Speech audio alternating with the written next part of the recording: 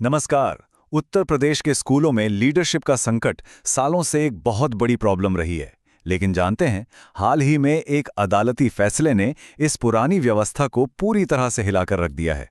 तो आज हम यही समझने वाले हैं कि प्रधानाचार्यों की भर्ती का ये नया तरीका प्रदेश की शिक्षा व्यवस्था को कैसे बदलने वाला है।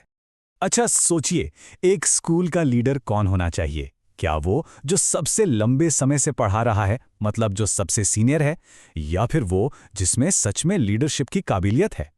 बस यही सवाल इस पूरे मामले के सेंटर में है और इसी सवाल ने उत्तर प्रदेश की शिक्षा नीति में एक बहुत बड़े बदलाव की नींव रखी है। तो चलिए सबसे पहले ये समझते हैं कि आखिर जो पुराना सिस्टम था उसमें दिक्कत क्या थी। ऐसी क्या नौबत आई कि इतना बड़ा बदलाव करना पड़ा।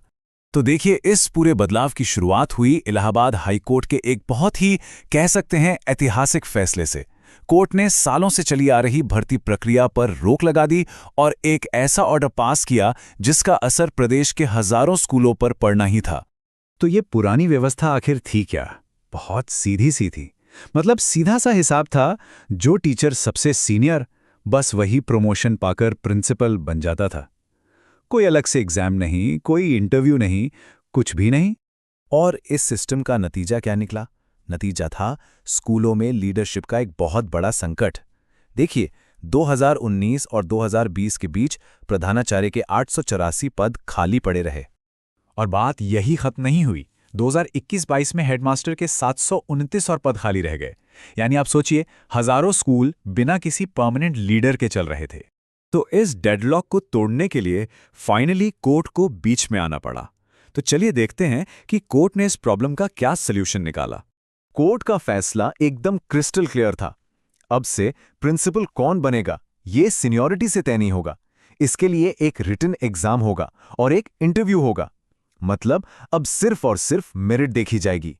अब इस फैसले को कानूनी तौर पर लागू करने के लिए यूपी शिक्षा सेवा चयन आयोग अधिनियम 2023 लाया गया।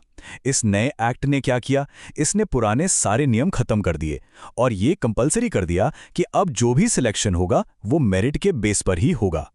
तो सवाल ये है कि ये नया प्रोसेस आखिर है क्या? चलिए इसको थोड़ा और डिटेल में समझते हैं। तो ये बदलाव कितना बड़ा है, इसका अंदाजा लगाइए। पुराने सिस्टम में तो प्रमोशन टाइम के साथ अपने आप मिल जाता था, लेकिन अब ऐसा नहीं है। अब हर कैंडिडेट को अपनी काबिलियत साबित करनी होगी, एक कॉम्पिटिटिव एग्जाम और इंटरव्यू पास करके। तो ये जो नया प्रोसेस है, इसके दो सिंपल स्टेप्स हैं। पहला, एक रिटन एग्जाम होगा जो सभी एलिजिबल कैंडिडेट्स को देना होगा, और दूसरा, जो लोग इस एग्जाम को क्लियर करेंगे फिर उनका एक फॉर्मल इंटरव्यू होगा। अब आते हैं सबसे जरूरी सवाल पर। आखिर इस पूरे फैसले का यूपी के स्कूलों के भविष्य पर क्या असर पड़ने वाला है? इसके स्ट्रेटेजिक इम्प्लीकेशंस क्या हैं? देखिए, इसका असर कई लेवल्स पर देखने को मिलेगा। सबसे पहली बात, अब मेरिट को सीनियरिटी से ज्यादा तवज्जो मिलेगी। अपॉइंटमेंट्स में ट्रांसपेरेंसी बढ़ेगी। जो सालों से खाली पड़ी लीडरशिप की पोस्ट्स हैं, उन्हें भरने में मदद मिलेगी। और हाँ, टैलेंटेड टीचर्स के लिए नए मौके भी खुलेंगे। और इन सब का मकसद एक ही है, स्कूलों का एडमिनिस्ट्रेशन और एजुकेशन की क्वालिटी दोनों को बेहतर बनाना। और ऐसा नहीं है कि ये सब बस बातें हैं। कोर्ट ने इस मामले में कोई ढील नहीं दी है। सरकार को साफ साफ ऑर्डर दिया गया है कि अगले 6 महीने के अंदर, सिर्फ 6 महीने में, ये पूरी की पूरी भर्ती प्रक्रिया नए नियमों से पूरी करनी है। यानी अभी बदलाव सिर्फ कागजों पर नहीं रहने वाला, इसे बहुत तेजी से जमीन पर उतारना होगा। तो आखिर में सवाल वही है, क्या ये जो नया तरीका है ये सच में यूपी के स्कूलों के लिए एक नई जनरेशन के लीडर्स तैयार कर पाएगा? देखिए, ये फैसला एक बहुत बड़ी और बहुत जरूरी शुरुआत तो है, इसमें कोई शक नहीं।